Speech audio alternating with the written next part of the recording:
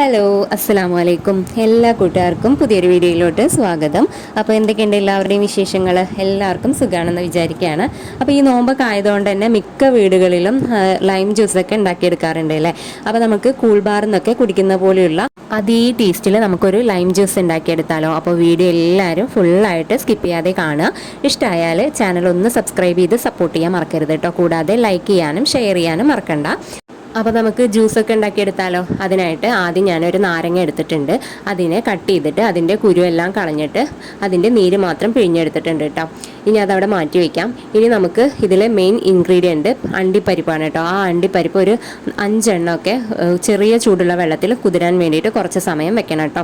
അത് കഴിഞ്ഞിട്ട് ഒരു മിക്സിയുടെ ജാറിലോട്ട് നമുക്ക് ആവശ്യത്തിന് പഞ്ചസാര ചേർത്ത് കൊടുക്കാം. പിന്നെ ചെറിയൊരു കഷ്ണം ഇഞ്ചി ചേർത്ത് കൊടുക്കുന്നുണ്ട്. പിന്നെ ഒരു 2 ഇല പുതിന ഇലയും കൂടെ ഇട്ട് കൊടുത്തിട്ട് നമ്മൾ കുതിർത്തി വെച്ചിട്ടുള്ള അണ്ടിപ്പരിപ്പും കൂടെ ഇട്ട് കൊടുക്കുക കേട്ടോ. എന്നിട്ട് നമ്മൾ പിഴിഞ്ഞെടുത്തിട്ടുള്ള നാരങ്ങയുടെ ജ്യൂസും കൂടെ ഒഴിച്ചിട്ട് മിക്സിയുടെ ജാറിൽ ആദ്യം ഒന്ന് നന്നായിട്ട് അടിച്ചെടുക്കുക കേട്ടോ. നല്ല പോലെ അടിച്ചെടുത്തതിന് ശേഷം മാത്രം നമ്മൾ അതിലോട്ട് തണുത്ത വെള്ളം ഒഴിച്ചിട്ട് ഒന്നും കൂടി ഒന്ന് അടിച്ചെടുക്കുക കേട്ടോ. എന്നിട്ട് അത് ജ്യൂസ് അരിപ്പയിലോട്ട് ഒഴിച്ചിട്ട് ഒന്ന് അരിച്ചെടുക്കാം. അപ്പോൾ അതാ അടിപൊളി ലൈം ജ്യൂസ് ഇവിടെ റെഡി ആയിട്ടുണ്ട്. ഇനി അത് ഗ്ലാസ്സിലോട്ട് ഒരു ഭംഗിക്ക് വേണ്ടി ഞാൻ അതിൽ 1 ടീസ്പൂണ് കസ്കസ് ഇട്ട് കൊടുക്കുന്നുണ്ട് കേട്ടോ. എന്നിട്ട് ഈ ജ്യൂസും കൂടെ അരിച്ചെടുത്തിട്ടുള്ള ജ്യൂസും കൂടെ ഒഴിച്ചു കൊടുക്കുന്നുണ്ട്. അപ്പോൾ എല്ലാവരും ഈ ഒരു രീതിയിൽ ട്രൈ ചെയ്ത് നോക്കുക. നല്ല അടിപൊളി ലൈം ജ്യൂസാണ് കേട്ടോ. നമുക്ക് നോമ്പ് തുറക്കുന്ന സമയത്തൊക്കെ നല്ലൊരു ദാഹശമനയാണ്. അപ്പോൾ വീഡിയോ ഇഷ്ടമായാൽ എല്ലാവരും ചാനൽ ഒന്ന് സബ്സ്ക്രൈബ് ചെയ്ത് സപ്പോർട്ട് ചെയ്യുക.